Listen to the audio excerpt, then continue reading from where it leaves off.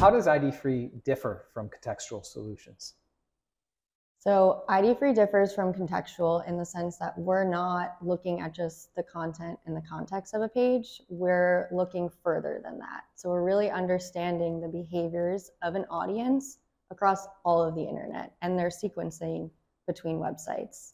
With that, we're really able to understand that best time, DMA, and domain of that audience for your brand in an ID-free way. So a great way to look at that would be if you're a pet brand, for example.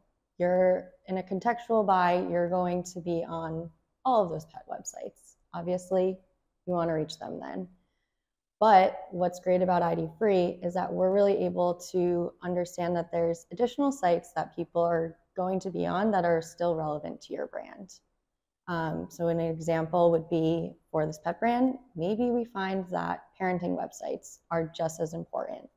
You know, the woman's head of household, taking care of the dog, running the errands, buying those products, but she's not spending her whole day reading about pets.